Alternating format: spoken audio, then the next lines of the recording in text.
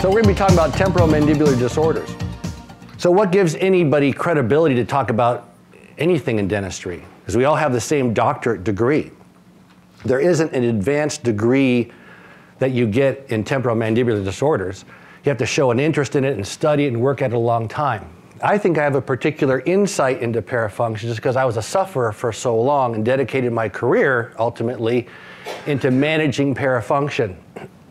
Ultimately, we'll be talking about the when and why of the NTI. And NTI is a mechanism, or it's a protocol to manage parafunction. There's a continuum of parafunction, which we're going to talk about. So the NTI is not indicated for everything. That's the whole goal of this course, so that you can observe and diagnose a patient and determine what's the best treatment for them. Because you went to the NTI lecture and Jim Boyd said, well, you don't always use an NTI. He said that? Well, when don't you? And when do you, when you use it, how do you not mess it up? As Barry Glassman and I did this for years together. And after a while, you know, Abbott and Costello go their ways and they get back together. We kept talking about the TMD Vinci code, because dentistry keeps using terminology that us at a dental school just, oh yeah, okay, because that posterior interferences causes muscle hyperactivity. I'm going to talk about that specifically. That is pure TMD Vinci code, because no one knows what that really means or what they're really implying. So I'm going to go through, we'll hit a lot of those today. Like temporomandibular disorders, that's the first one. Is there something wrong with someone's temporal bone, their temporalis muscle, their mandible? What specifically does that mean? Better stated, we're going to look at trigeminally mediated disorders. Everything that we look at in this particular field is mediated by the trigeminal nerve. We just haven't been paying very close attention of the capacity that this nerve has and the impact and influence it has on our patients. Our typical daily relationship with the trigeminal nerve in general dentistry is to try to conceal from the sensory nucleus what we're doing out there. You're not going to sink a burr into someone's pulp canal unless you've totally blocked sensory information to the sensory nucleus. So you get those things completely anesthetized. Can you imagine if you could strap somebody down, drop a burr into their pulp canal, have them scream like crazy, but they can't move because you got them strapped down? Man, that hurts. When you take that burr out, it still hurts. Later on that day, it'll ache like crazy. You have had an assault on the trigeminal sensory nucleus. But if you had anesthetized them ahead of time, the sensory nucleus doesn't even know what's going on out there. So without profound anesthesia, if someone's hurting during your procedure, they tend to be achy and headachy later that day. This lecture isn't going to talk about migraine prevention, but what I just touched on is a noxious assault on the trigeminal sensory nucleus. Neurology has been searching for a way to relieve the sensory nucleus from getting noxious input on a regular basis. They think if they could figure that out, they could reduce migraine frequency. And NTI does that by suppressing what clenching provides to crushing the PDLs, muscle hyperactivity, et cetera, joint strain, which relieves noxious input to the sensory nucleus. There's my NTI migraine lecture for today. So now we're trying to, in dentistry's relationship with the trigeminal sensory nerve is to block any information to the nucleus. So once you've blocked all this, take a look at this Gray's diagram when it talks about the motor route. That's all you're really going to see. No one really talks about motor intervention to the muscles of elevation. A little review on our muscle physiology. Muscle force, how much force does this muscle generate when it begins to contract? It's controlled by the neuron action potential recruitment, meaning how many fibers are innervated within that muscle. The recruitment follows a size principle. The more fibers that are innervated, the more force that will be created. So the more fibers that are innervated, the larger the motor unit becomes and the more force that is generated.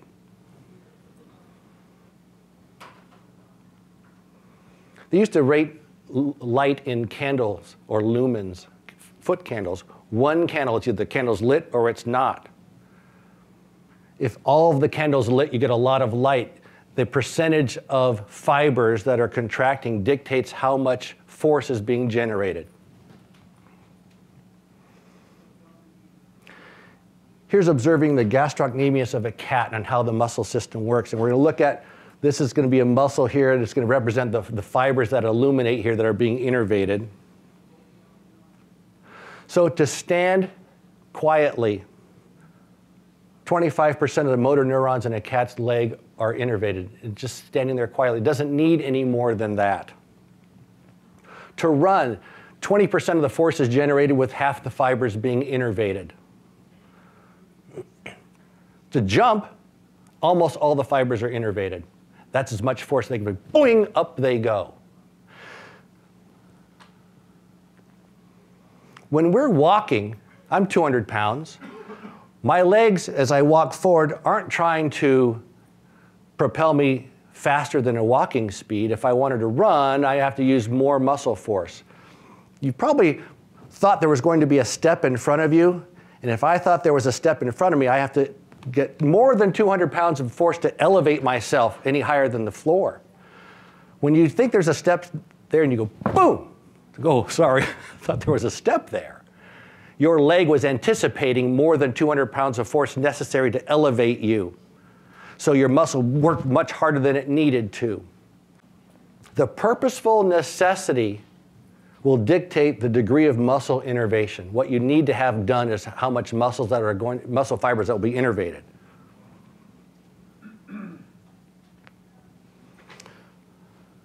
So here's the motor root, and we're going to innervate the temporalis muscle. And here's an EMG device monitoring the amount of electricity that's underneath these electrodes. And I like to call the teeth these circuit completion devices, where you can complete the circuit that we're going to, in order to allow innervation of the temporalis muscle. When the incisors are contacting, only enough innervation is allowed for about 30% of maximum force. You can't get more than that. If you only have incisal contact, you can only get about 30% of force generated. If the canines are contacting, you can get about 75% of the force because more fibers are being innervated.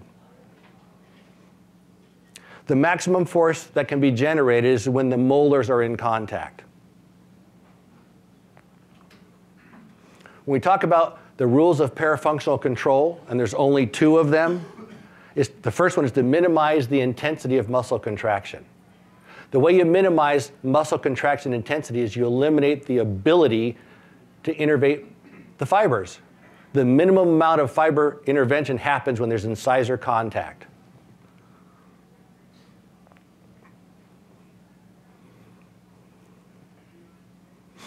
So now let's take a look at a little different perspective here. If you've got someone with their mandible at rest, and you ask them to raise their mandible a little bit, and you've got them on an EMG, you're going to watch as the electricity underneath these electrodes is increasing as they elevate their mandible. And Barry has a great video of that with a patient. He's got them wired up and goes, close your mouth a little bit more, and you'll see as they start to elevate their mandible, although there are more fibers contracting, you won't see anything on the EMG. It's not even enough to show on a device that's looking for a reading. It's not even there yet. You can get someone to actually get their teeth to touch and not get much increase. So you have to ask them, all right, look, I want you to start clenching as hard as you can. We'll call that maximum clenching voltage. That's even in the literature, MCV. So this electrode is now seeing underneath it the percentage of fibers underneath it that are actually being innervated. And and in this particular example, there's a degree of microvoltage that we'll see on this.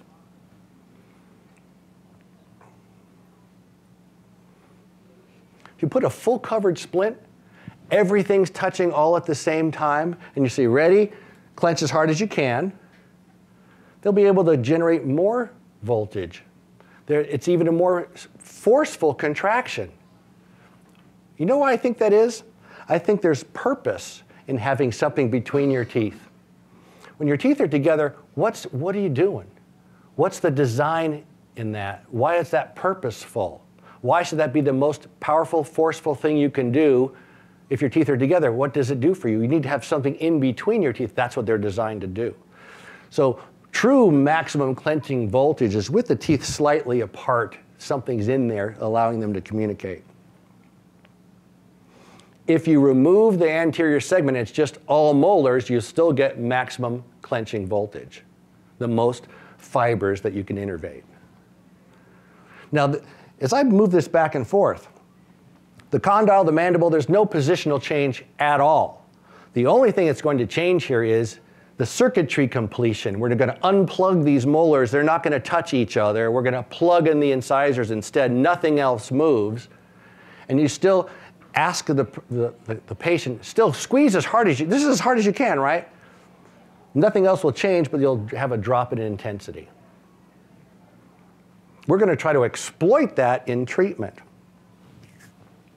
So all of these skeletal muscles are at rest right now. And we're going to ask some muscles to contract.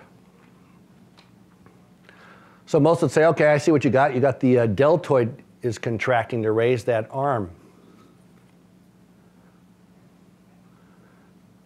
You may not have noticed that there was a space between the teeth in the original image. And so right now, this skeleton is contracting temporalis muscle because these teeth are touching up here. Everything I could ever find on the internet, everywhere, teeth are always touching each other, they're always occluding. There's always occlusion going on. You look up a picture of the temporalis and you see that it must be contracting because these teeth are occluding. I had to digitally alter this just to put a space here to show that what normal rest position would look like. But in dentistry, you kind of go, that's just kind of weird looking. We don't grow up in dental school seeing that.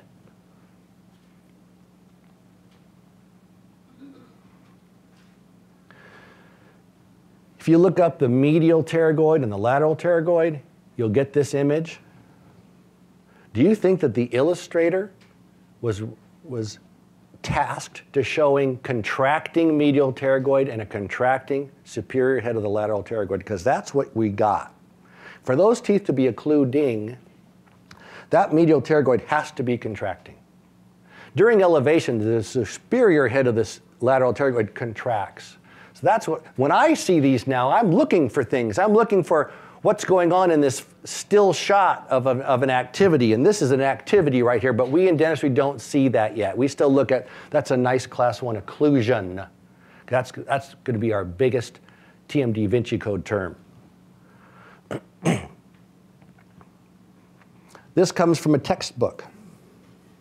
So if you were to take out the words that don't mean anything right now, this tells us, and we all grew up reading these textbooks and assuming that's got to be true, but you're not kind of sure why it's true. It seems weird.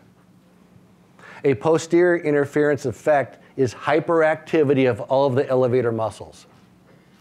A posterior interference, its effect is hyperactivity of the elevator muscles. So there is a posterior interference, a contact. And we're learning that we were told that if that contact, this thing, this item, as if it's an actual object, can cause the elevators to be hyperactive. No way. Never, never, never. It does not happen that way. What really happens?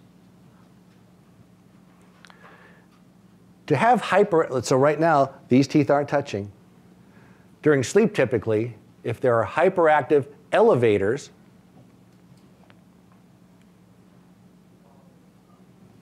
that causes occluding. That's the only way teeth can occlude. You have to have an elevator that contracts and stays contracting. Otherwise, the contact stops. So hyperactive elevators will cause occluding. The occluding scheme will govern the percent recruitment of elevator fibers. So if you have hyperactive elevators, the scheme of occluding teeth, in this example it's going to be these molars, will allow for near maximal contraction.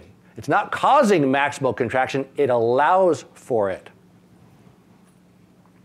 If you were to put an anterior jig that did not allow posterior occluding, you still have constant elevation, but the new occluding scheme now governs the degree of muscle contraction or the number of fibers contracting. So where this was a big, huge force vector arrow, it's much smaller now. Nothing's changed in the position of the mandible or anything like that. It's the occluding scheme that's now governed the amount of muscle contraction intensity. A better term is trigeminal motor innervation to the elevators. I like to keep bringing back to what this trigeminal nerve is doing, because when you think about migraine and you talk in those terms to the neurologist, they think you know what you're talking about. You might not, but it sounds better. So this term, the occlusion, to me that is an activity. It's not a thing. You can't hold an occlusion anywhere. It is the result of contracting, elevating musculature. So I don't say the occlusion anymore. I call it the occluding scheme, and the occluding scheme changes all the time. Occlusions happen on articulators when you look at them. Occluding schemes are things that happen to real people that can change from minute to minute. And the report that they give you and the signs that you see tell you how this occluding scheme might be affecting that patient. This whole business about the hyperactivity of a lateral pterygoid, as if that has been our opponent. This intense lateral pterygoid activity, this hyperactivity, it's just trying to do its job. Let's take a look at what that thing is really trying to do this whole time. So there would be a temporalis muscle, and as you see that there's occluding teeth, you go, wait a minute, that thing shouldn't be dark like that. It really is an activity. I still see occluding teeth as an activity of the musculature. It's easy to determine and to see and to watch and to measure maximum contraction of a temporalis muscle. Oh, by the way, I want to address this real quickly. I look at some of the images I make. Some of these are 12 or 15 years ago, maybe even longer.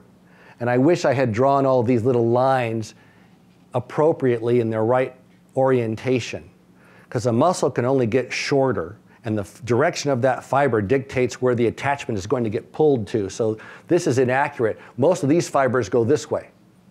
The anterior temporalis resides in a very deep depression in the anterior fossa here. It's a really thick, meaty muscle. We don't know that. You can bounce back here to the posterior temporalis, which is kind of thin. And you know what a posterior temporalis can do? Get shorter. That's all a muscle can do. And a posterior temporalis attaches to the coronoid process. And why would you need a muscle that pulls a coronoid backwards? After you protrude, how do you retrude? Posterior temporalis. What else? Okay. Most of the temporalis, the real action is in the anterior segment. So let's talk about the lateral pterygoid. If it were to contract at maximum, the elevators would have to allow it to do so. And I don't really think we ever see anyone with a problem of hyperactivity of the lateral pterygoid, because they'd have their mouth chin forward all the time, or with their digastric, they'd be open all the time. There is no such thing as a, all by itself, hyperactive lateral pterygoid. So how do we, or how can I demonstrate, how can a lateral pterygoid get fatigued? What's really fun is, you guys can't see yourselves, but I can. It's fun to watch people going, practicing. There's the hyperactive lateral pterygoid, if you want to call it that way. How can I fatigue that muscle? I need to provide resistance. Anyone who wants to work out a muscle needs resistance. How can I resist that advancement and opening of the mandible? I can hold it closed, and that lateral pterygoid is still contracting in there. Here's the one time I've got occluding that's not the fault of the elevator. It's this clamp that's holding this jaw shut. Now this lateral pterygoid is working really, really hard. And we're used to seeing teeth together all the time. We stipulate they're together all the time. We stipulate the occlusion. And Barry Glassman would talk on the internet about, well, you're stipulating the occlusion. I go, what are you talking about? That sounds so weird to say. But we know what we're thinking. It's the occluding is what is happening all the time that we have stipulated. We call it the occlusion. We seem to start from that position. But still, I keep talking about a resistance to reopening. With this lateral pterygoid, it's a resistance to reopening. And I can remember Barry Glassman saying to me, look, Jim, just because dentistry starts or stipulates at closed, that's what we think about.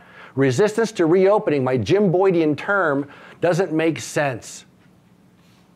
I understood what I was talking about. Barry got it. He goes, no, they don't get what you mean. Resistance to reopening? You need a term that they understand. How about resistance to movement? I thought about that.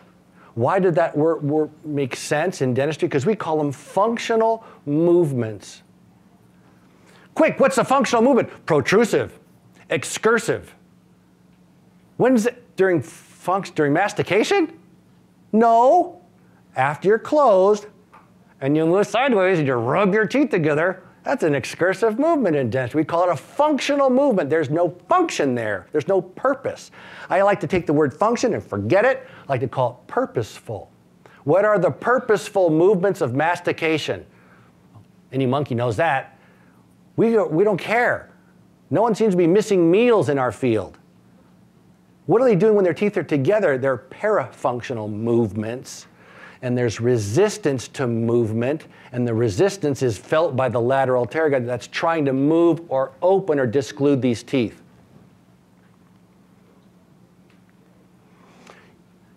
Here's an example that I just tried this past week. It's how to show yourself what a fatigued, sore lateral pterygoid must feel like to your patient. If you open your jaw slightly, keep your teeth apart, and do not let your jaw move at all, and rest your fist against your jaw, and press your fist against your jaw, but do not let your jaw move at all. The opposite lateral pterygoid will resist you and hold your jaw from being pushed off to the side. Push a little bit harder, and your lateral pterygoid is now going to strain and work a little bit harder. If you push really hard, you will get the strangest sensation and pressure under your eye. And I've done it, and I get a headache for about a half an hour after. I hate doing it. When you're by yourself, open your jaw a little bit and push like crazy as hard as you can. And you almost will resist pushing because the feeling is so strange. That is the resistance to the lateral pterygoid. Now, normally, the contracting lateral pterygoid would advance that mandible, and there isn't resistance at all. It's an easy thing to do. Opening your jaw or protruding your mandible is not hard to do. There's never any resistance there for it.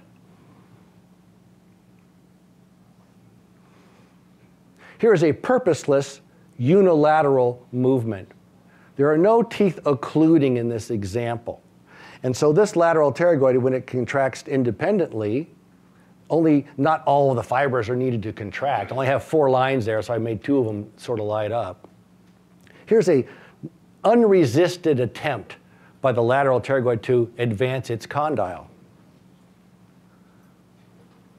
Now, if we want to create a point of contact, a contact isn't a thing, it's the result of an activity. So here's a temporalis that's contracting and elevating the mandible, causing a contact that we're now representing over here. So that contact is the function of the contracting temporalis. As the lateral pterygoid now begins to contract, it encounters the resistance. If it increases its contracting, it could break that contact. Sort of like what grinding is all about, as you break contacts and move these teeth across each other. So here's a lateral pterygoid encountering resistance and then moving the mandible from these occluding teeth. So the degree of the occluding resistance, it's a function of the clenching intensity. And that dictates how intense the lateral pterygoid is contracting. There isn't any food that wears out a lateral pterygoid. That's for the elevators. This is unoccluding the teeth if someone keeps occluding them. Let's increase the degree of contraction of the elevator and make that a stronger, heavier, I don't want to say heavier, it's like a bigger piece of blue paper. It's just a more intense holding together of these teeth. We're going to intensify the degree of contact.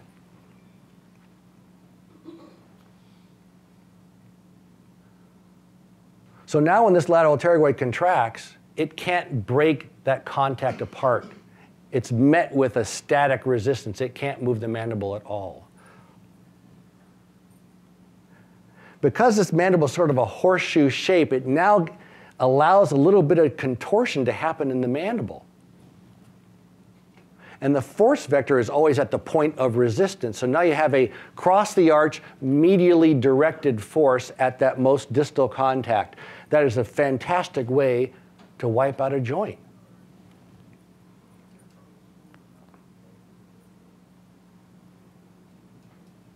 So when we talk about, well, you don't want a unilateral distal interference, that would be really bad. Well, why? Here's why we don't like these unilateral distal interferences. It's the opposite side condyle that can get strained. And in dentistry, we even have an adorable term for this. It is one of the TMD Da Vinci Code stellar. As if it's a good thing, we call that posterior support for the joint. Do you have posterior support for the joint? What does that mean? If you really thought about how you support a joint, that with gravity is relaxed anyway. What are you trying to support? We think about, do you have support for your knee because you twisted it skiing? What kind of splint do you have on your knee? So we think about splints and joint support and all that kind of stuff. We call that posterior support for the joint, because if this lateral pterygoid tried to contract, nothing will happen. This condyle cannot be pulled medially because of this contact here, which I like this better term, posterior immobilization of the joint. I like that. Sometimes you don't want that condyle moving, you want strain. Well, if they're going to be closing, at least we can immobilize the joint. Let's borrow the elevator muscle in the posterior segment to immobilize that joint. It's not posterior support, that sounds like a good thing. This is posterior immobilization. I think that's the more accurate term. What if we move that contact to the incisors? So now this little dot here is much lighter because there's only 30% degree of elevator contraction intensity.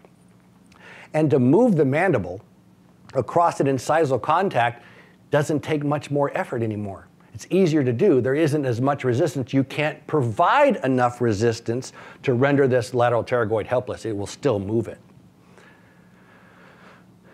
Because incisal contact only allows 30% maximum of elevator contraction intensity. And when you start making some NTIs someday, you'll go, look at that divot. Did a posterior contact cause hyperactivity of the elevators?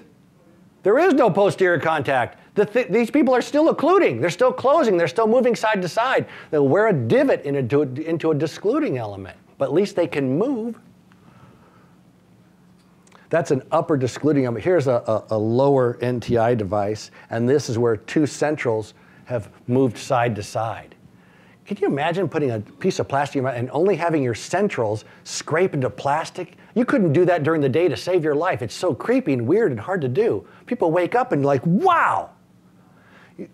I look at stuff like that and I try to imagine what it takes to make the kind of markings that people do in these devices, and it just boggles my mind. It's amazing. So usually dentistry likes to talk about the canine because that's so important to us because we need canine rise. Not for chewing food, obviously. It's another thing you used in parafunctional control. Canines, basically the size of that canine, they're designed to bite and squeeze into things. They're for clenching. Animals that have big canine teeth survive by clenching into things as long as it takes till your dinner is dead. Herbivores don't have big canine teeth. They don't need to bite into that piece of grass that long. They need to mill it around. So herbivores have big masseters and big arcade molars. You got to hang on to those things. So what about the masseter? Well, because we used to focus on it so often. I don't care about the masseter. If I can defeat the temporalis, I'm good. Here's a study. We're going to have someone clench their teeth together. As time goes by, their masseter's getting sore and tired. Keep on. No, you can't stop. Keep on. My masseter. How's your masseter feel now? Doesn't feel so bad. Really? It's because it gave up. It's short acting. It's for quick bursts. It's for sprinting. You want a long-term miler? You want a long-term intensity? Temporalis just keeps on going. It doesn't care. Because they help you survive. A temporalis is designed to clench into whatever you need to eat until it's dead. It'll take you as long as you need.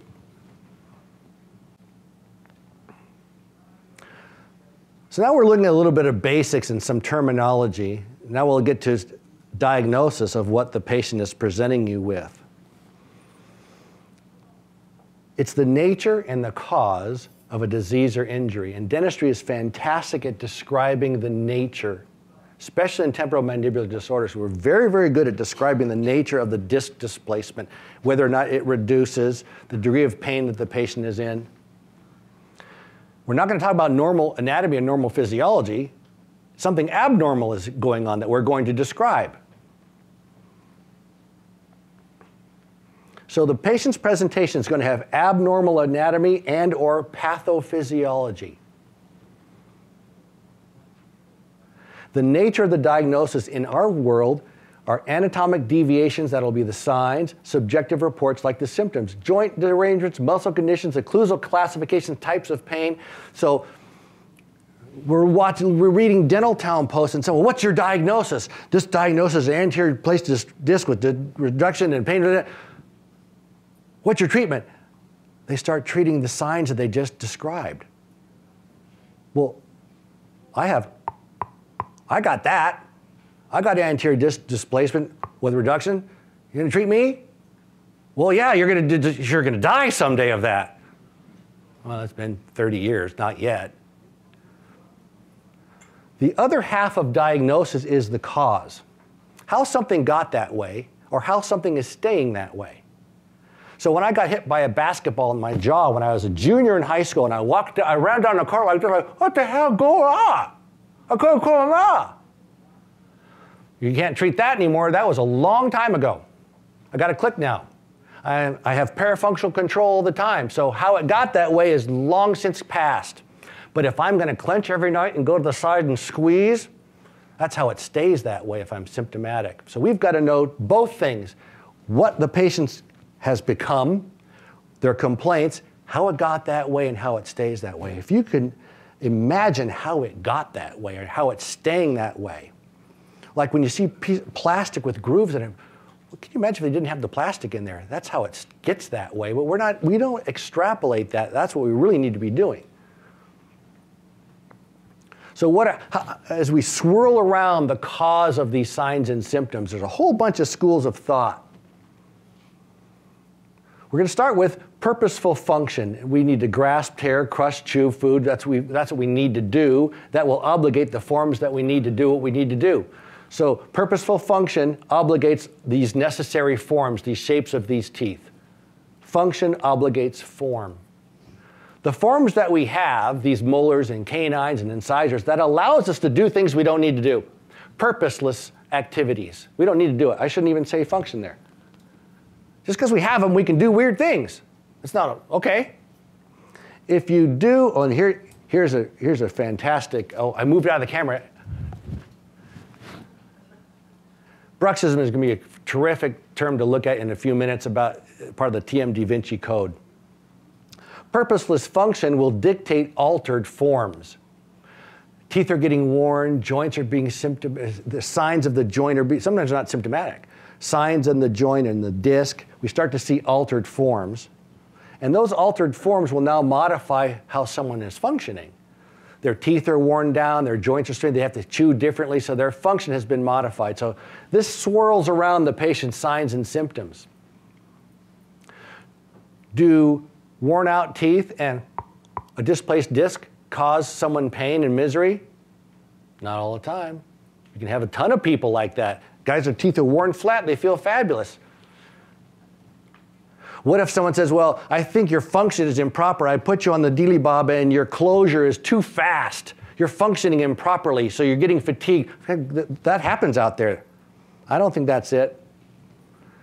You don't have the necessary forms. You're not in a proper class 1 occluding scheme. I think that's your problem. I had to change that. What if you got this pathophysiology? I think that's where it is, because we can't imagine it. We don't think, oh, that would be weird if they did that. Hello? That would be weird if they did that? That's the diagnosis. That's weird. That's where we need to focus. So this TMD Vinci code of bruxism, we take that way too casually. Bruxism, you know, clenching and grinding your teeth. I mean, in the neurology clinic, they used to think of bruxism like, who cares? What? Yeah, so you put a thing in their mouth, they grind on that. What are you talking about? No, you guys, it's way different than that. What does someone need to do to experience bruxism?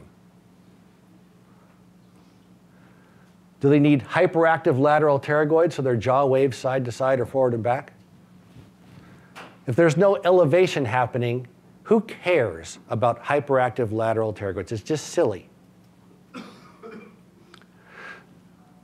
So we've got a little bit of side to side and hardly any elevation. Let's add a little bit of elevation to this lateral pterygoids that are not doing anything anyway. If you have a little bit of elevation, just so the teeth can be approximated somewhat, you've got grinding of the teeth. There's the person who doesn't even have, they didn't feel bad. Wow, look at your teeth. Don't you feel awful? No, what are you talking about? If you increase the elevation still further, the lateral pterygoid now has more resistance in its attempt to move this mandible. Sometimes you'll get force vectors going, and sometimes the position of the occluding scheme creates force vectors that damage the joint, or crush the tooth in its socket, or shear off a cusp, or strain the muscle so you get muscle aches and headache and jaw. Excursive clenching, I think, is part of bruxism. Let's just have them elevate their teeth, their jaw as intensely as they can. I don't care what the lateral pterygoid does. That jaw's not going anywhere. I call that primary clenching. Clench like nobody's business. And you know what? The teeth look fabulous. There is no dental wear in a primary clencher. And their jaw joints are both stable because they have posterior support for the joint on both sides. That is immobilized joints. That person can be ridiculously miserable with headache and migraine. To me, the definition of bruxism is jaw clenching, with or without forcible excursive movement. I don't think grinding, I think clenching. The intensity of the clenching will dictate the severity of the signs and symptoms. If you have minor, minimal clenching, it's not going to be a problem. So these things present kind of uniquely, but they blend into each other. Grinding can be asymptomatic, super common in the population. There's considerable tooth wear, and there's a high demand for low-cost therapy. The Doctor's Night Guard, or whatever it is at Rite Aid Pharmacy, there's a whole bunch of that things in there now. Excursive clenching, you could have some pretty interesting complex symptoms, the TMJ disorder patients. It's moderately common in the general population. Unusual tooth wear patterns, really weird. You have to look for them sometimes. And there's a cautious demand for moderate therapy. Every time I see that, I remember my wife was my first NTI patient. I didn't know she was going to be my NTI patient, but as a new patient, her jaw was aching. She had these headaches. She goes, yeah, my physician says I should probably see a TMJ guy, but I know you guys are just in it for the money. The TMJ industry didn't have a very good reputation. There's cautious demand. You better watch out. It might not work for you. It might backfire. Why? I don't think we understand what's going on, how it got that way or how it stays that way. In clenching, they could be severely symptomatic. It's highly common in the population. There's unremarkable tooth wear patterns. There's a high demand for effective treatment. But we don't even know what's out there. Teeth look fine, raging headaches, jaw joints are fine. Why would we even know this is a patient that we can help? They're over in the neurology clinic. Oh God, raging headache, blah, blah, blah. Go like this. Did your jaw click? Did your jaw click? Do you grind your teeth? Oh, don't go see my TMD guy. That's what the neurologist would say. Our diagnosis, our treatment is diagnostically driven. Each one of these patients can be treated differently or should be.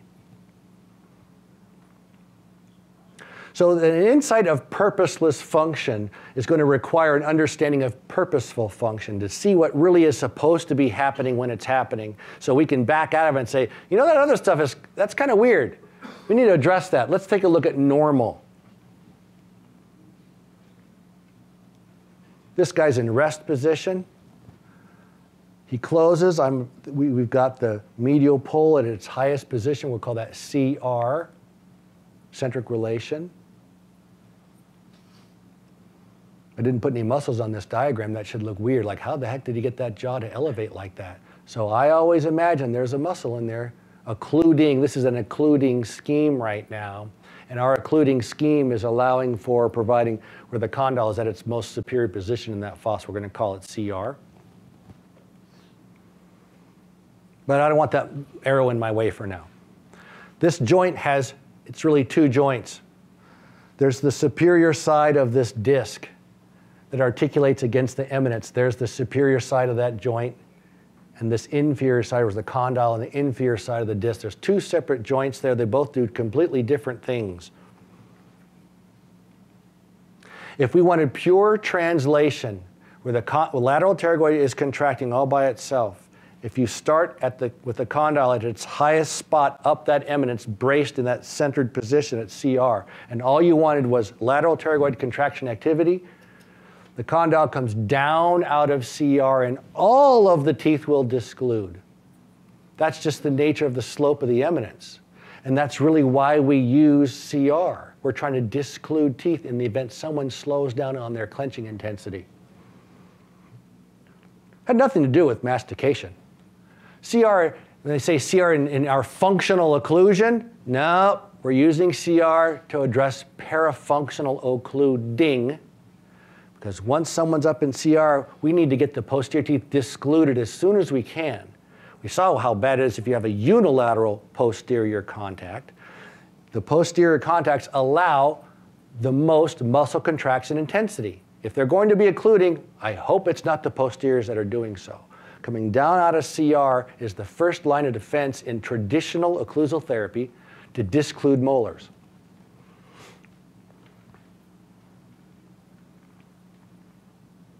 So when someone says, when you try to seat someone to CR, you find the interference to CR. The condyle can't get to CR because there's a palatal cusp banging on a distal buccal cusp of a lower molar before you can get to CR. We're trying to find those things because that same interference to CR is the first contact coming down out of CR. They lean on that one posterior contact and you have joint strain on the other side.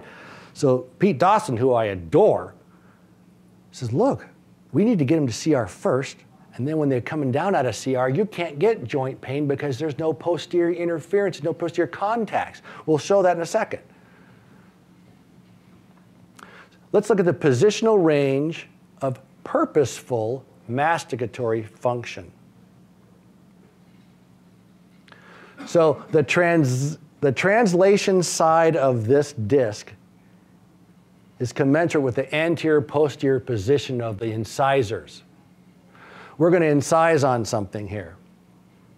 The inferior side has to do with rotation. The rotation of the condyle is commensurate with how the vertical dimension of the bolus that you're about to engage. How far forward do you have to go? How far open do you have to go? So this degree of translation from that red arrow to here is represented. The black arrow is this black line. That's how far translated the condyle needed to go to get incisor over incisor for incisor. You don't need to go farther than that. So we put a bolus in here. The vertical dimension of the bolus dictates how much rotation of the condyle needed to occur to accommodate for this bolus. Now, is this bolus going to be a frozen grape or a regular grape?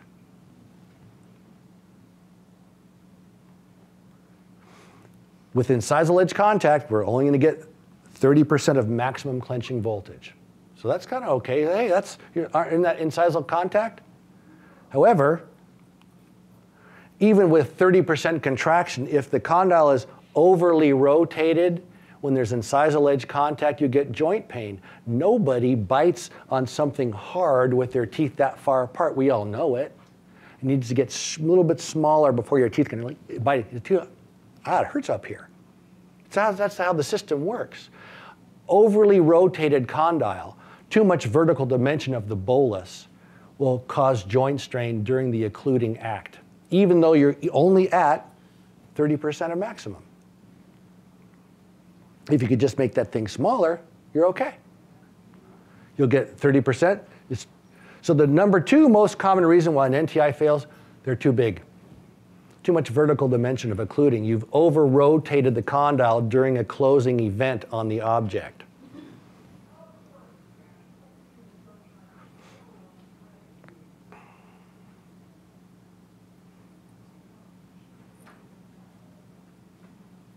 So as you go through, I made this GIF a while back for a purposeful function, but the farther back the bolus gets, the closer the molars are getting and the more compression, the more crushing that the system is capable of. And as the intensity increases, it's only when the bolus is at its farthest back position and the joint is the least translated and the least rotated. So normal crushing of food, when it gets to your back molars, their molars aren't very far apart. When you go to crush the most, the joint is the most seated and braced. The opposite, if you provide something that allows them to clench with their condyle overly translated or worse, overly rotated, you're going to get problems. You're not going to understand why this patient doesn't feel better. Why does it hurt? I made a splint. Why does it still hurt? It could be the dimension of your splint, or it could be where they go on the splint. So now we'll look at the positional range of purposeless masticatory function. Let's say we want our patient to go into a protrusive movement. Now, usually protrusive, the lateral pterygoid provides translation. Is that what we're going to get? But if we say, I want to see your patient in protrusive movement, show me right now, Dr. Boyd, on your articulator or on your patient. The patient will protrude and we have their incisal edges still touching. That's called protrusion as a functional movement. That doesn't happen in mastication. What are you doing? What purpose does that serve? But it's a parafunctional move that happens when people are asleep sometimes.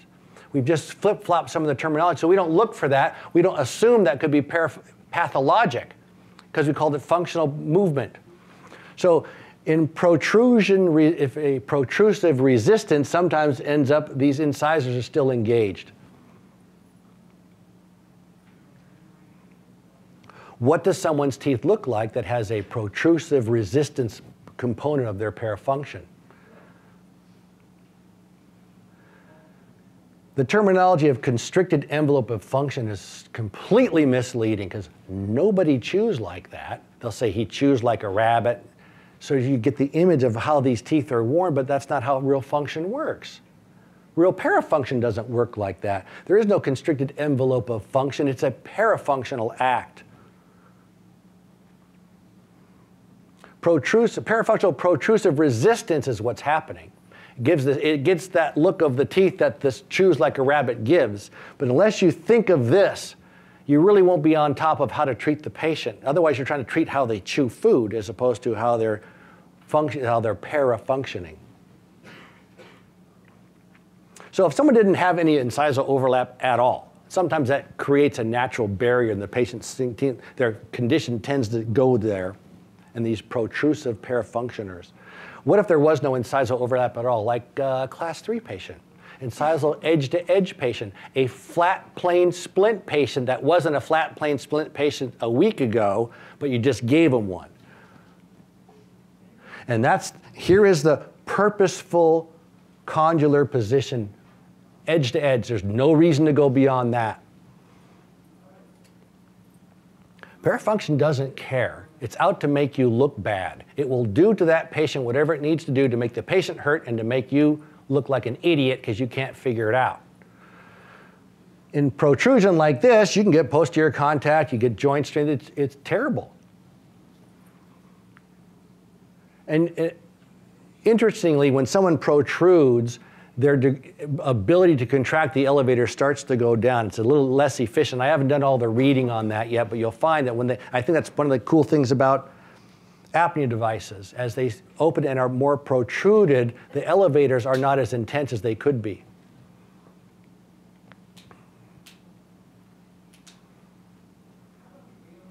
So we'll put a flat plane splint in there.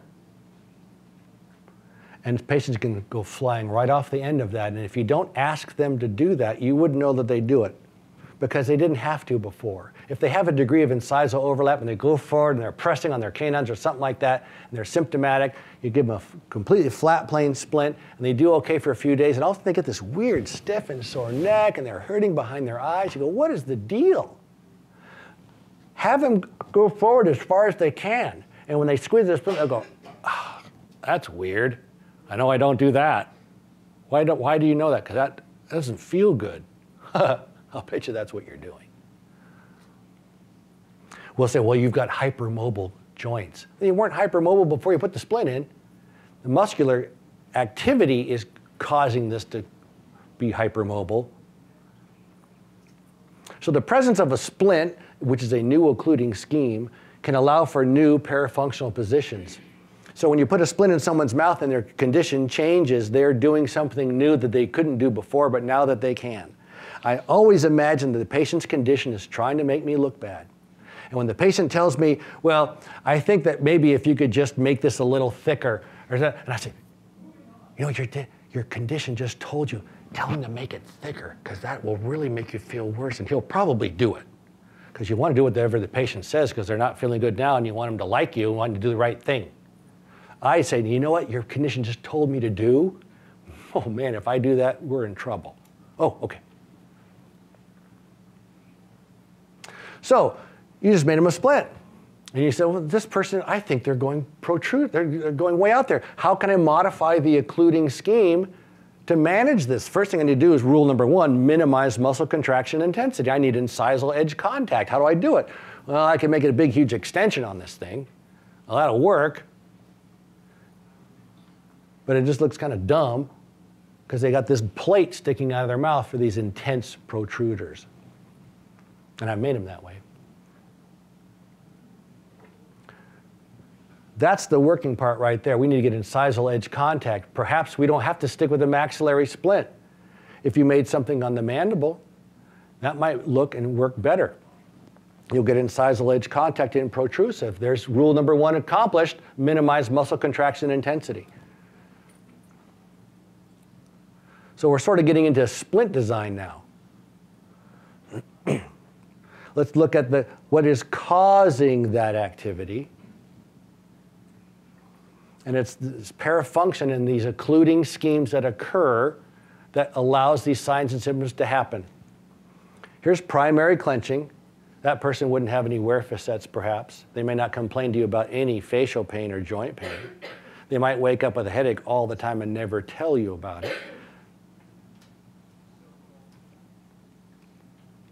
Here's contralateral joint strain. You know, we call this the working side, as if someone's chewing food right now.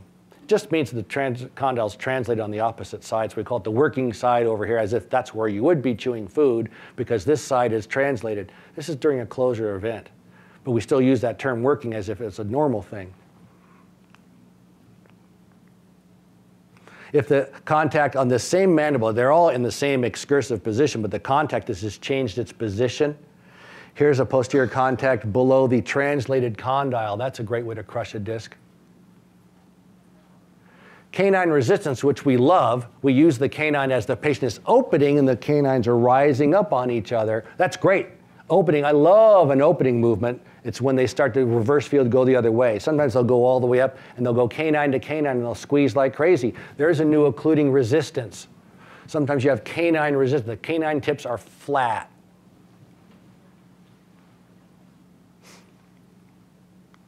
Or protrusive resistance. I call these protrusive clenchers. Sometimes they'll go right past the incisal, they'll flip-flop.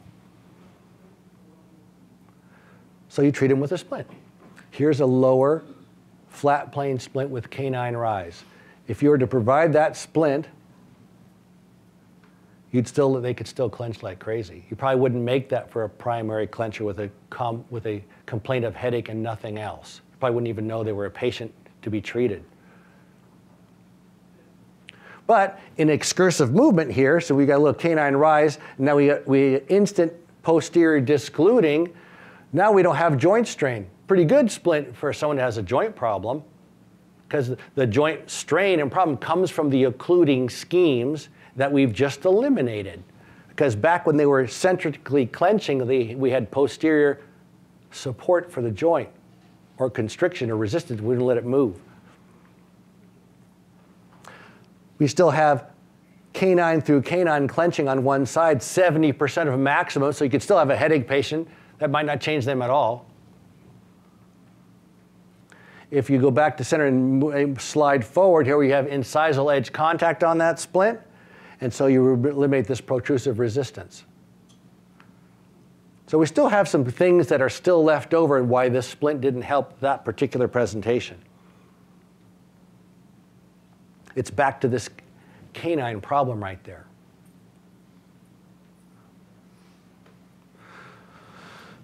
Pete Dawson said in his textbook a while back, after occlusal treatment of any kind, I ask the patient to close and clench as hard as they can. Okay, he's got that out of the way. Can he clench? Does it hurt? No. I ask them to grit their teeth and grind in all directions. Why? He wants to know if there's going to be a posterior contact in an excursive movement, because if they can elicit any sign of discomfort, I know I'm not finished, because when I have complete harmony with CR means there are no interferences going into and out of CR posteriorly. That's what he means by harmony. It's impossible for the patient to feel discomfort in the joint. That's where dentistry lives. We're trying to make, look, you got no joint pain. Ta-da! Clench on your splint, clench on your occlusion, grind to the side. Are there posterior contacts? Because if there's not a way to strain your joint. So that's what he's looking for. Interestingly, now in his latest textbook, he talks about the NTI. What we did not realize in past splint fabrication is that canine contact does, in fact, permit an increase in muscle contraction activity over a single midline point stop. The difference is significant enough to warrant its use in diagnosis as well as for clenching suppression in selected patients who continue to clench even with a perfected occlusion. We're still convinced if the occlusion was just perfect, why would you clench? Because a long time ago on that slide, it said a posterior interference would cause muscle hyperactivity. We think that posterior contacts were causing muscle hyperactivity. If you have a perfect splint, there's no interferences, therefore you won't clench intensely. It's not true. So the selected clench even with a perfective occlusion. So now, Dr. Dawson, you know what? Some people have perfect occlusion, they clench anyway. It might not be because of the occluding scheme. So what are our goals in splint design? We want to have decreased joint strain. We want to protect the teeth. We want relaxed muscle. Sometimes I'll see in textbooks a full coverage splint, they call it a muscle relaxation splint. It doesn't mean anything. It's a less contracted muscle splint than before. That's your goal. But a full coverage splint may not guarantee that. In excursive movements, if you get posterior discluding, you'll get decreased muscle contraction. So an anterior midpoint stop will create less intense muscle contraction, and our therapeutic goal is to exploit the efficacy of this concept. Muscle deprogrammer, Lucijig, Pankey device, that's the beginning, but nobody sits there and goes tap, tap, tap on your deprogrammer when they're asleep. You go tap, tap, tap on your articulator, you put into a tap, tap, tap, seat your condyle, take your impression. Parafunction doesn't work that way. It will do whatever it takes to get around whatever you put in there to make you look bad. So here is the typical Pankey deprogrammer. This will reduce muscle contraction intensity to 30%. That's where we're going to start from. How can it go wrong? That's what I was thinking. What can go wrong here? Let's look for the different ways. Now, typically, we are thinking of canine rise. We know they're going to go sideways. We like to use that canine to disclude the teeth in that movement. So let's assume that the patient moves sideways on the deprogrammer.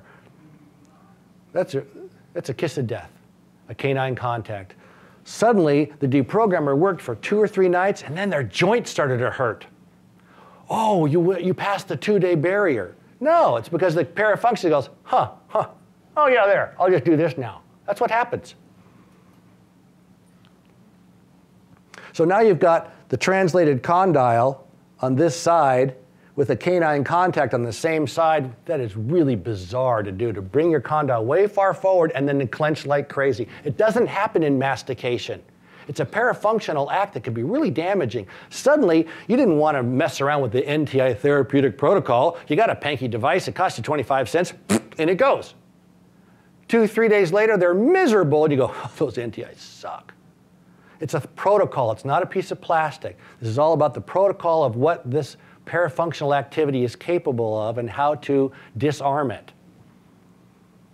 It's almost like it's anchored. As soon as a canine hits a contact, or as soon as 2 molars touch it, boom, everything stops. It's anchored, it's in lockdown, it'll squeeze right there. So you modify the deprogrammer.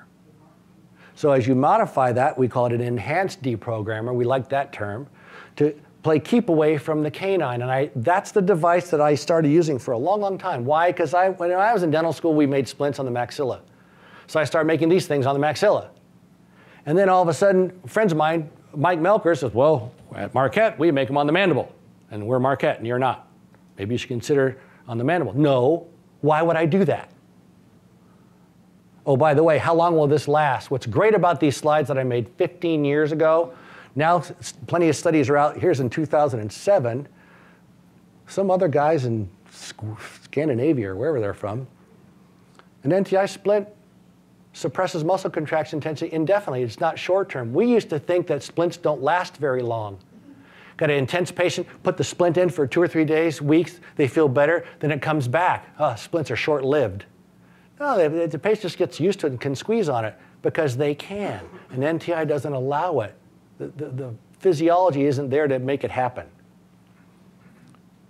So back to this where we've modified, enhanced the deprogrammer to keep away from the canine. Some patients, you give them 2 or 3 weeks, they just keep on going. I've had patients do that, and they put a canine right dead center on the upper midline, and they go like mad. And it's hard to get them to do it in the chair because their teeth are together, and they start, no, I can't. Stop it. Put their device in. Barely touch it.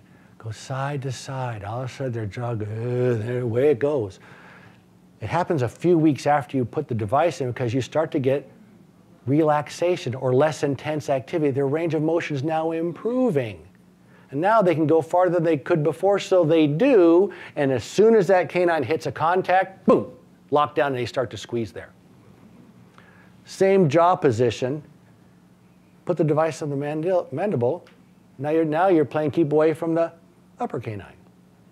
Doesn't matter. It's still incisal edge contact. So my default device now is on the mandible. Well, yeah, but we all know that NTIs and point stops, they distalize the condyle. Hear stuff like that all the time. That's another TMD Vinci code. The reason why we think anterior midpoint stop devices, quote, distalize the condyle, because we've been staring at our articulator since the first day of dental school. It's all gravity-based. Articulators clench all night long, every one of them. And if you went to Southern Cal where I went, where it's hot in the summertime, you do a full arch wax up, you never let those teeth touch the lower model at nighttime. You've got that incisal guide pin because it'll just melts, it gets so hot. So you drop the incisal guide pin, drop it down, boop, boop, and all of a sudden the condyle seems to be going distal into the fossa. If you could just make the articulator the way it's supposed to be, with the maxilla stable, muscles of elevation only have their unique orientation. Their design is always superior anterior. There isn't any other way for that condyle to go than superior anterior. Doesn't matter what happens out here. The force vectors are always the same. Now, if you had an NTI device that was really weird and the patient bit down, it hurts their incisors, they will come back the next morning. If you didn't pay attention, They'll come back and their teeth are super sore because you didn't get it right. You didn't get the plastic perpendicular to the incisal edge.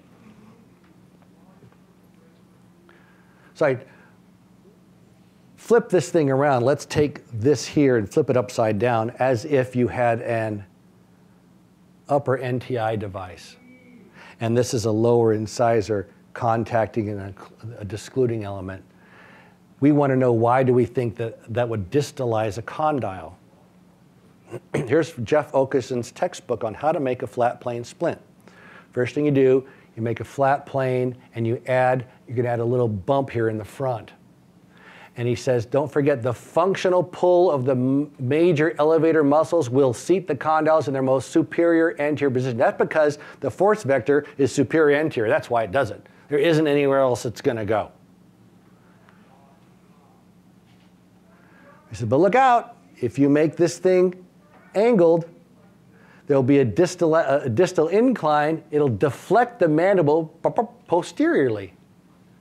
This isn't gravity-based like on an articulator. This is a real mandible. There is no way to deflect a mandible distally. Now, if you're making this in the chair and this thing is angled, the patient bites down, they go, that's weird, and they'll pull their jaw backwards. As they bite and squeeze, they go, it hurts. Oh no, I'm distalizing the condyle. Well, they're responding to the strain of their incisor. So these force vectors, you don't get to change those force vectors. Those are always anterior superior. That's where that condyle is going. Here's another example. If you change it the wrong way, you'll deflect the mandible anterior. It's not possible. You'll deflect the incisor anterior, you'll push it forward, the tooth will hurt. That's not going anywhere. So we come back and take a look at this. Well, how can we help this guy for these final two conditions? Let's put an anterior midline incisal stop here. And by doing so, you now suppress the clenching intensity down to about 30%. The guy's not going off the map anymore. As he moves excursively, now you've avoided that canine. So that particular patient, that worked great for him. And he goes, I came to you because I needed an NTI. He goes, no, you don't. I put a bump on your splint, and you haven't done anything weird since then. You're fine. I don't care what this looks like. My goal was to minimize muscle contraction intensity and minimize joint strain and load. Those are the only two rules of parafunctional control. All right, how can you screw it up? You got to be able to screw it up. That's what the course is all about. I'd much rather have you not do anything or do it right and not screw it up. How do you screw it up? So let's say you've made this lower NTI device. The number one error is excessive vertical dimension of occlusion. Too much vertical. There's the two rules. You're taking a look at this thing and you go, you know what? I see a palatal cusp and a distal buccal cusp. They're really close in there. And I know you're going to go side to side and they're going to get really, really close. I need to get them farther apart. Because that bugs me. I expect this condition to find that and to make me look bad. So, well, I don't like to, sometimes I will never touch a tooth. I can treat a patient while never adjusting a tooth. I will just increase the vertical a little bit right here, and sure enough, bite really hard, and I didn't increase vertical too much because they're squeezing, it doesn't hurt them. Awesome. Well, give the parafunction a couple of nights to figure out how to make you look bad. So what if you didn't notice that you made this nice and parallel, because that's the way we always like to make things, parallel to an occlusal plane, and this patient decides to protrude on you. Now you've got excessive vertical dimension, excessive condylar rotation in protrusion.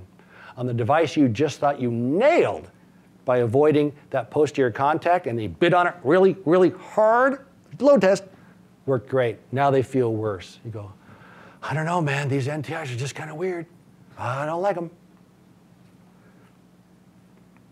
That's what you got to do.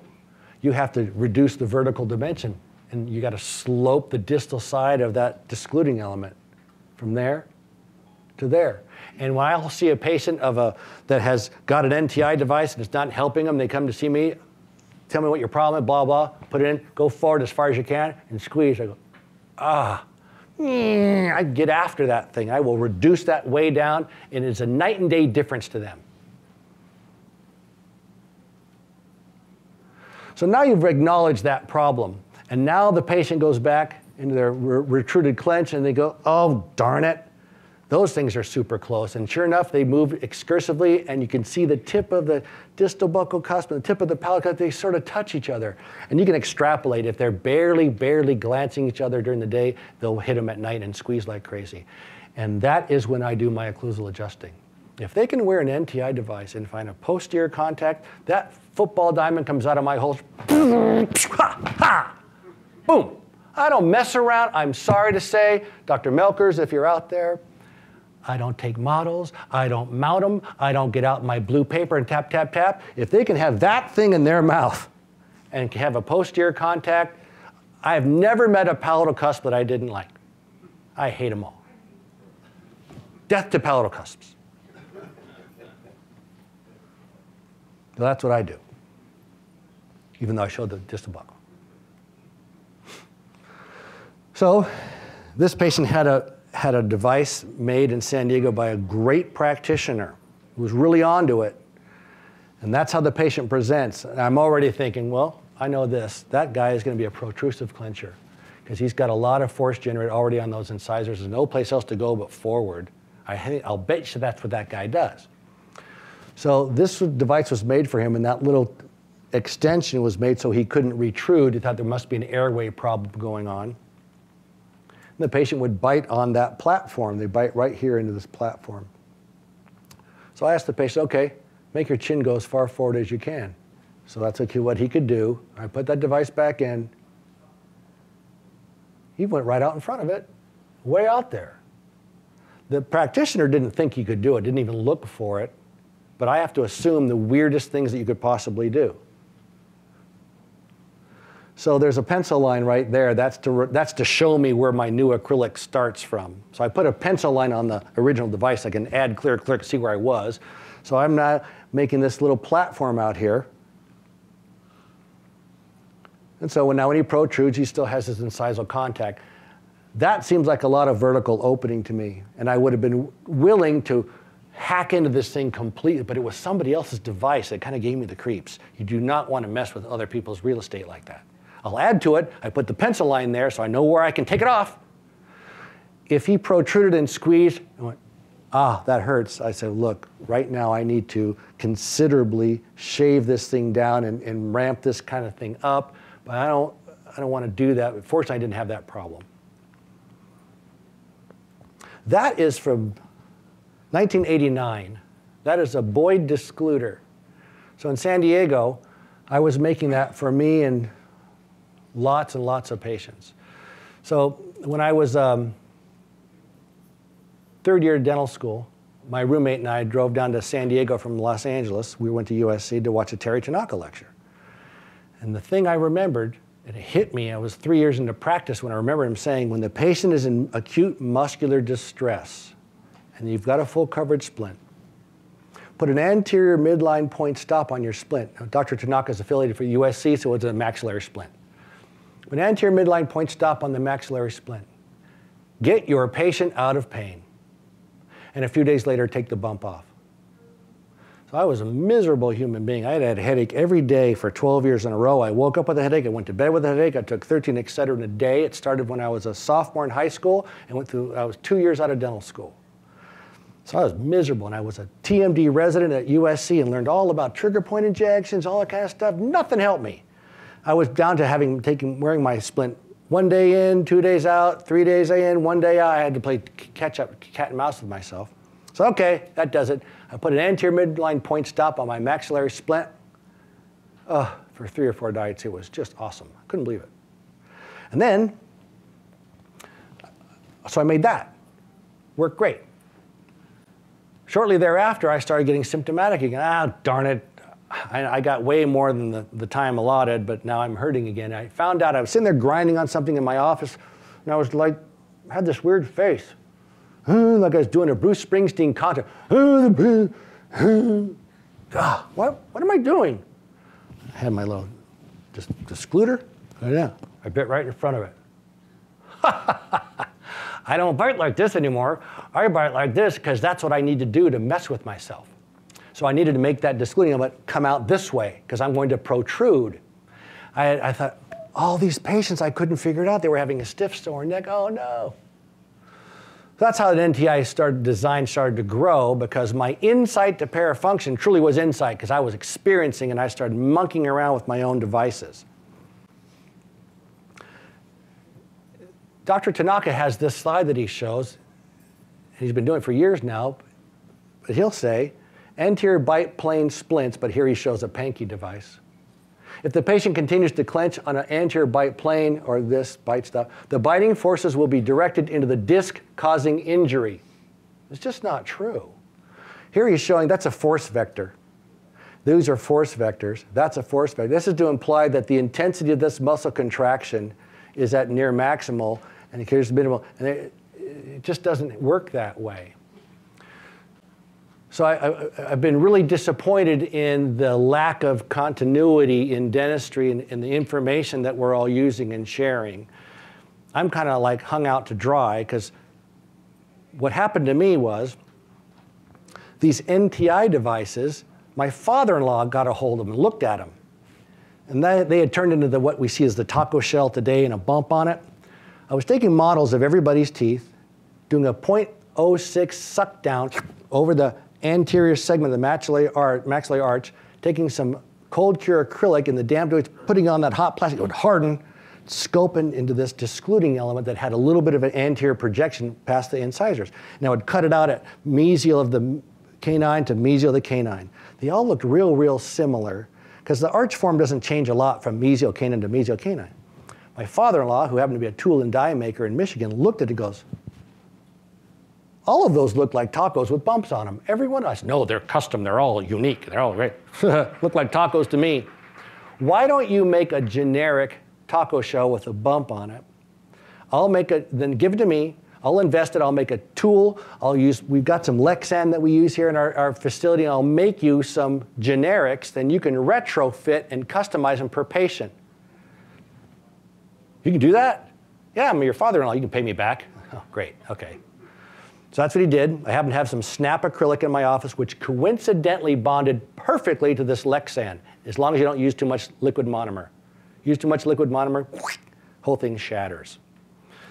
Anyway, it did the same thing. I got the same results. It was great. I didn't have to do any suck downs and models, stuff like that. A patient of mine was the secretary of the president of Kulzer Dental Supply at the time. She did great on the device. Kulzer licensed the patents and starts selling these devices to dentists. I now became a manufacturer. The FDA regulates medical devices. Manufacturers are cleared for marketing claims. No, everybody here can say, I cure migraine. You can put it in an ad. The FDA didn't care. When you make a custom device, they don't care. You're not selling a manufactured product from a manufacturer. I'm now a manufacturer, and the FDA says you can't say it does these things unless you show us the data that it does. And so we are going to regulate you, and if anyone complains, we need to hear about it.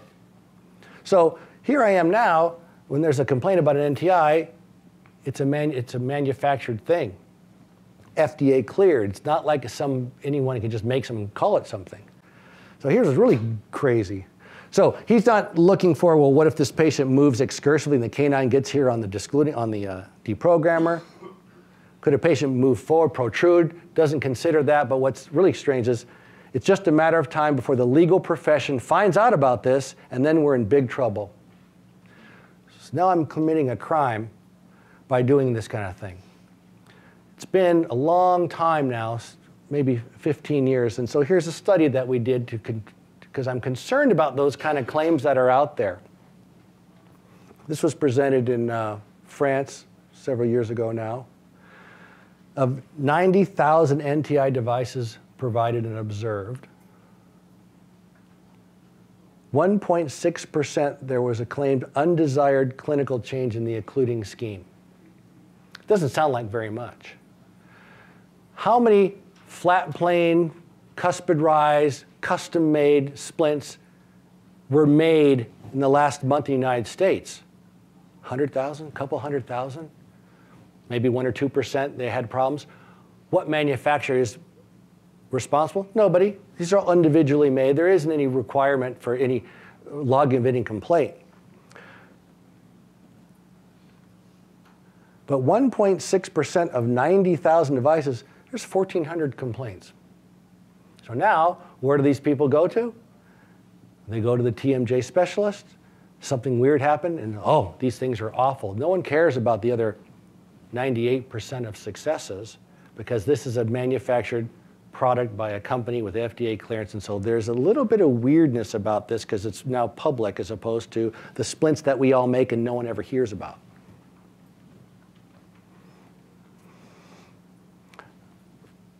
For some reason, when this person bit down, these teeth fit okay into this bumpy little anterior plane that they had. So this is the NTI device that I made for her.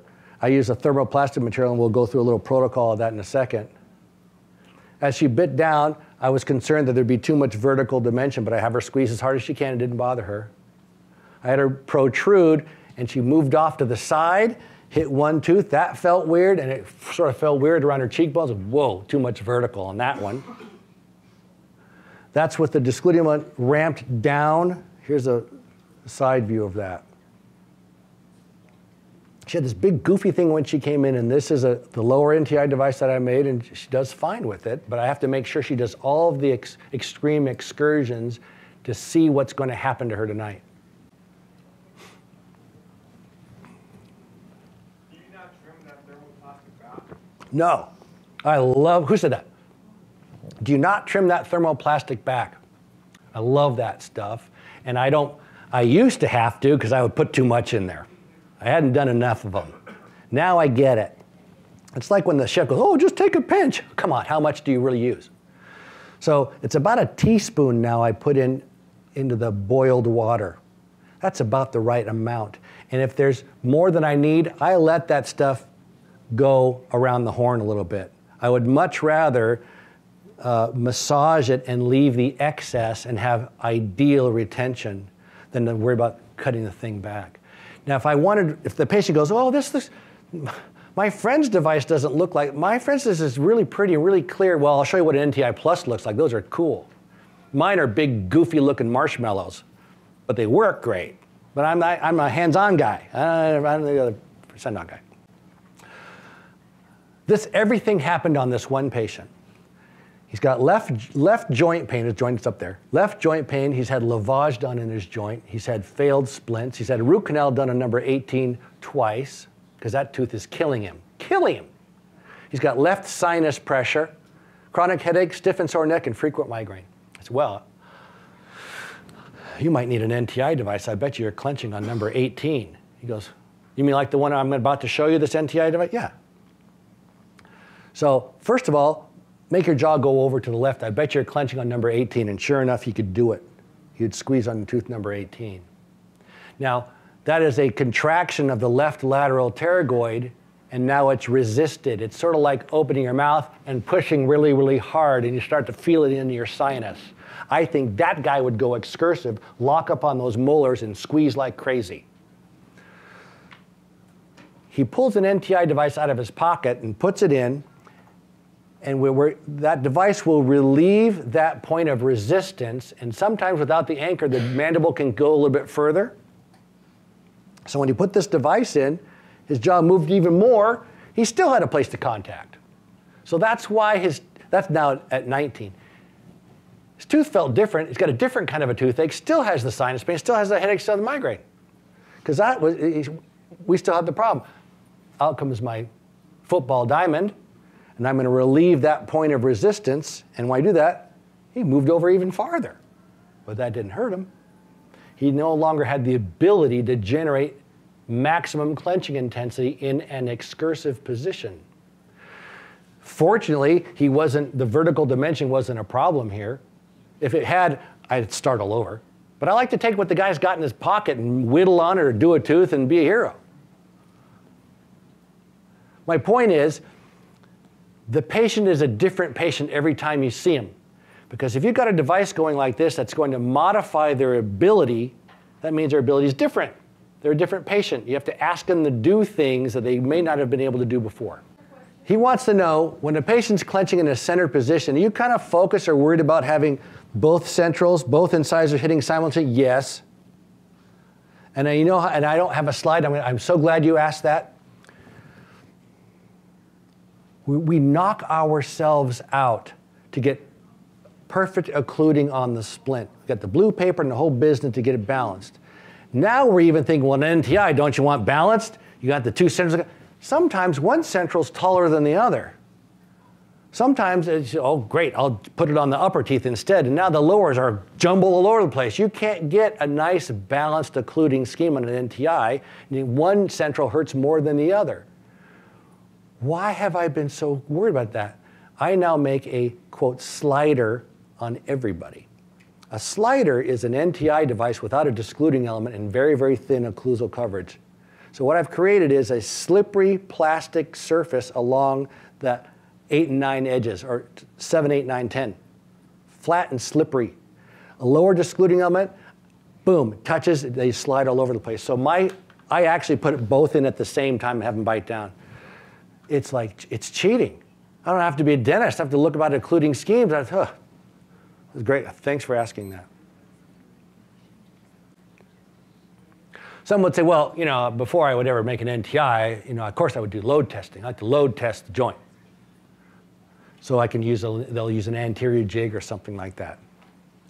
So a Pankey device, an anterior jig on some patients, if you put it in there and have them squeeze on it, it hurts them. Whoa, couldn't use an NTI patient on this one.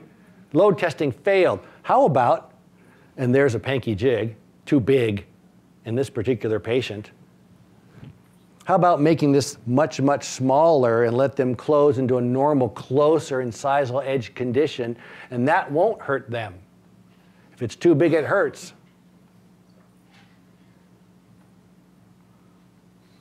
So here are the principles of parafunctional control. We want minimal muscle contraction intensity. In normal mastication, you don't get beyond 30% anyway. No one really needs to go to 100%. If you do, it's for a short burst of time. We accomplish that by having incisal edge contact only with minimal dynamic resistance, and that's where that slider comes into. If they move sideways, the teeth are irregular, they can also lock up and have resistance to movement. I want no resistance to moving. I want minimal condylar rotation during excursions and protrusions. I'm assuming there's occluding going on. So when there's occluding going on, I want minimal condylar rotation. I do that by minimizing the vertical dimension of occlusion of the discluding element in all excursions. So those are two things you got to remember. Here's a teaspoon of those thermoplastic beads. When you put them in boiled water, they will coalesce as they turn clear. You can fish them out with a spatula, or I'll just reach in there with my gloved finger. However, when you do that, you have to use latex gloves. If you use the nitrile gloves, this thermoplastic nitrile instantly, permanently bond to each other. It's hysterical. So I've been to another office. Oh, can you come to our office and treat? Sure, I'll come over. Ta-da, I'm here, you know, and give me some gloves. I'm making an NTI for this patient. They put this happened to me, but reach in there like,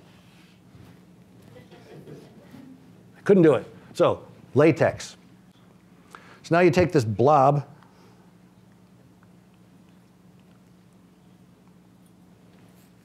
There's a lower NTI device, and I like to pre-sculpt this in advance. I used to put the acrylic in, let the acrylic cure, and sculpt the whole thing. Now I do it differently. I will put it in the patient's mouth, look around, and I will reduce the thickness here, and I'll pre-sculpt it and put the thermoplastic inside it. And that, to me, although it looks like, wow, there's a lot of extra, there probably is more. I don't use that much anymore. Patient doesn't know. It doesn't bother them at all. There's an excursive movement. Make sure that if you put too much of a blob back here, suddenly that canine will touch something that was never there before. You create a new occluding scheme. So I have to look for stuff like that. And look how far over this person can go. They never had to do this before. They've never had a device that would allow that much movement. The lower canine's right there. And if you had made an upper NTI device, they'd be right on top of that thing. Good thing I made a lower on that one.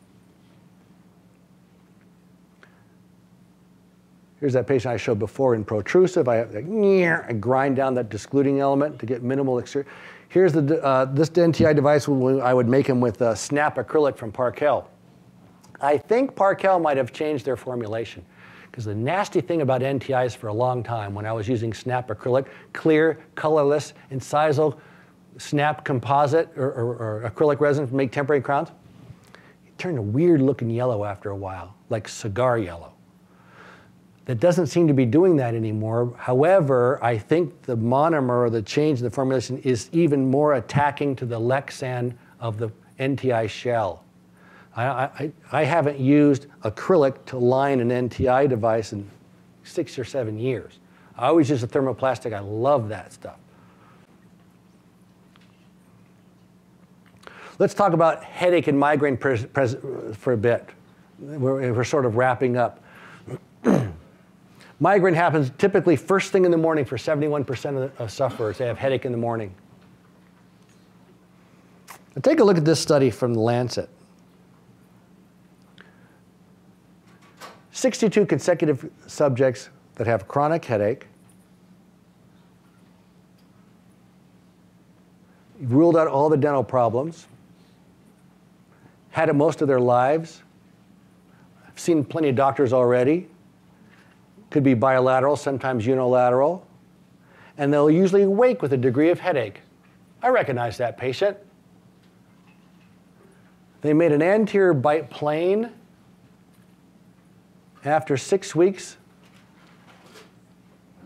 2/3 of them had resolution.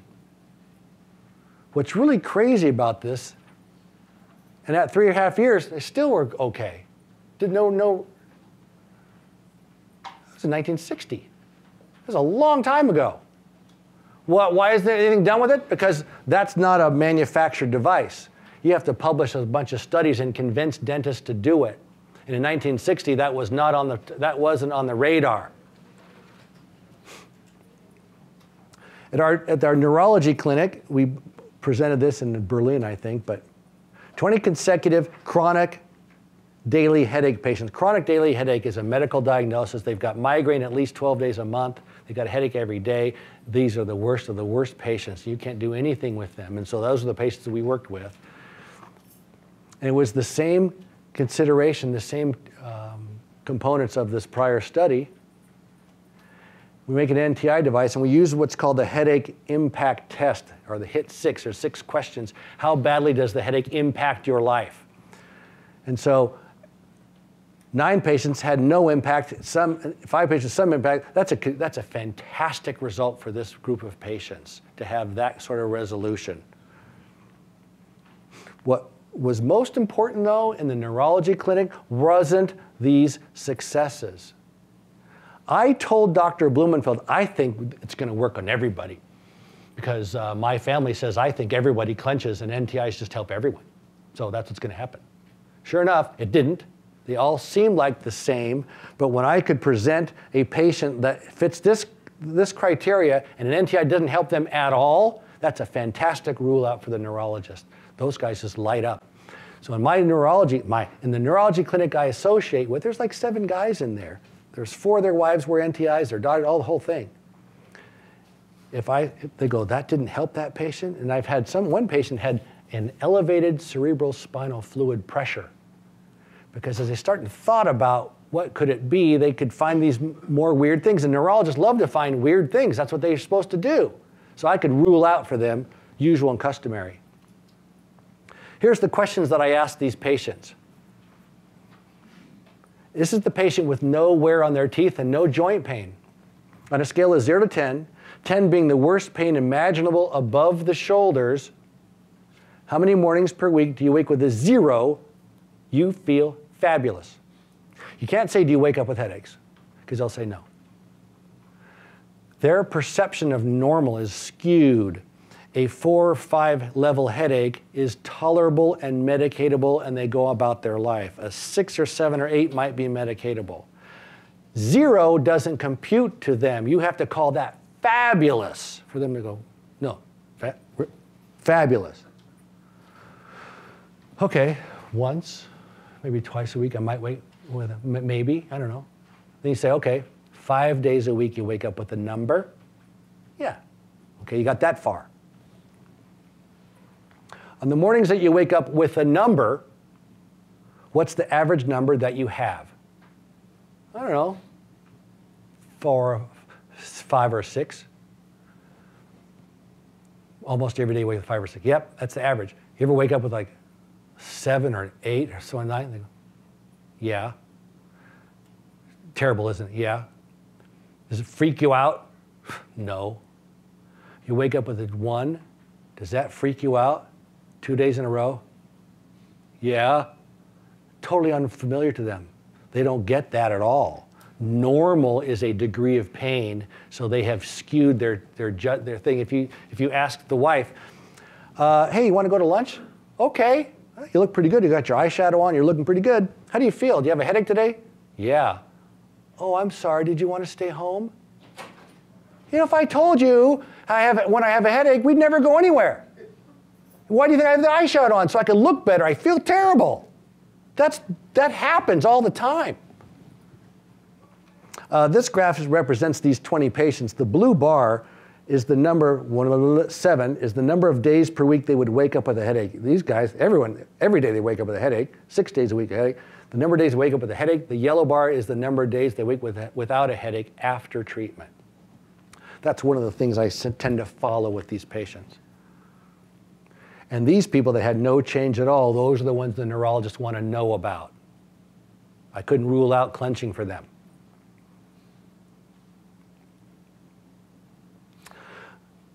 I am a chairside, make stuff with my own hands kind of guy. Keller Lab makes these NTI Plus. These are, what's the name of the material that they're made out of? Crystal clear? Crystal clear 450. Those are 450. Upgrade. They used to be the 325s. Whatever that meant. These are not therapeutic devices. They get you out of having to do what I do and how much putty do you do if it's too much, all that kind of stuff. These look terrific.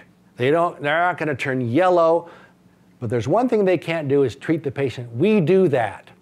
When I look at these things, I start thinking, is that too much vertical at the back end of that lower discluding element? Does this need to be ramped down a little bit? This is an upper version. Does that discluding element need to ramp up? Because so when they protrude, they're not opening still further. Upper NTI devices, typically the discluding element is ramped down because they like the discluding element up back behind the incisors, which means that it's ramping down. So the patient protrudes and they're opening more condyle rotation as they protrude. So an upper NTI device that is beyond the incisor, it's got to get back to level and ramp itself back up. So I've had dentists actually say, I don't know about those NTI pluses. Sometimes I have to grind on them. Huh. You better look. You better look and see what's going to happen. I mean, you grind on it and you polish it. Big deal. Otherwise, you think the NTI pluses don't work. Because it's a therapeutic protocol. It's not a piece of plastic. I love that thing. They call that the Terminator. I can remember making an NTI device and they would just shred that discluding element. Shred it. I would take an old 557 burr, instead of throw it away, I would dig a trench in the discluding, bury it in there with acrylic. So there are patients with no posterior occlusion generate enough vigor to shred anything anteriorly. They don't have any symptoms, they're just blasting through devices. You can have metal on metal.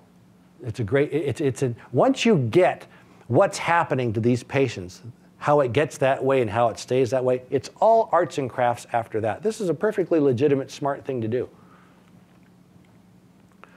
So how would you treat these different versions of bruxism?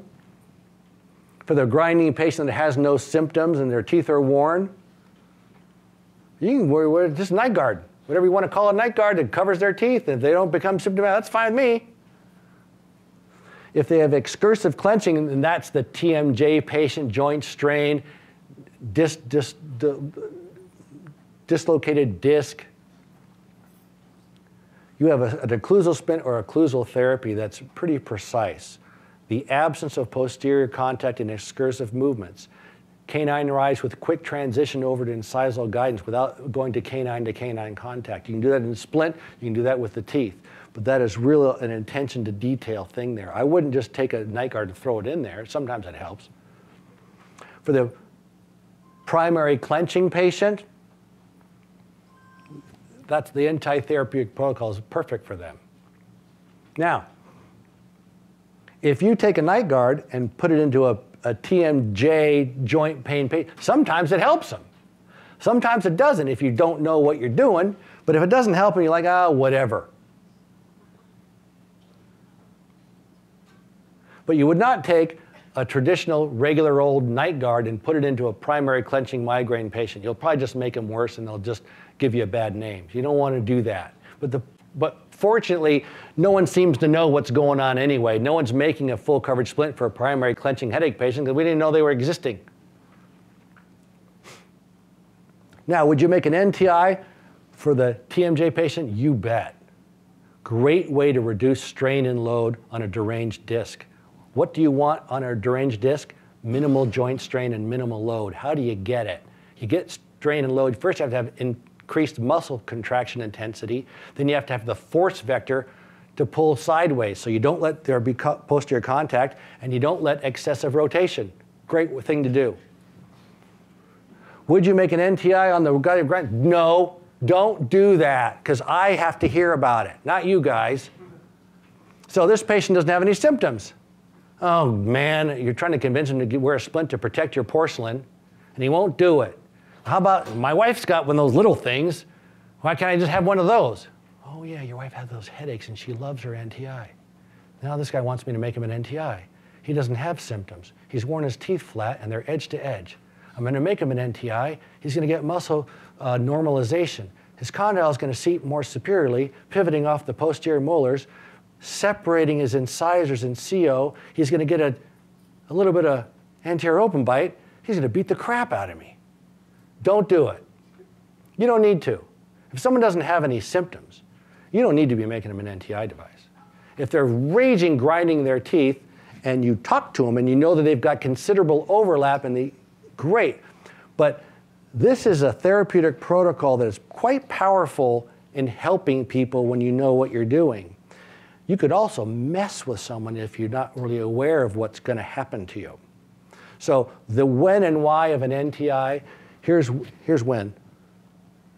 Here's when not to, when you don't need to. That's my show, ladies and gentlemen. If you email me, I will email you right back. Most of the stuff from this slide presentation is at Chairside Splint, and then you could order into. Anyway, I'm glad we had a 3:30 thing because I can stay as long as anybody wants for questions or hanging out. So, here's what I'm supposed to tell you. The course code, after all of the song and dance, is BECKS, as in beer, B-E-C-K-S, BECKS. You're now free to go.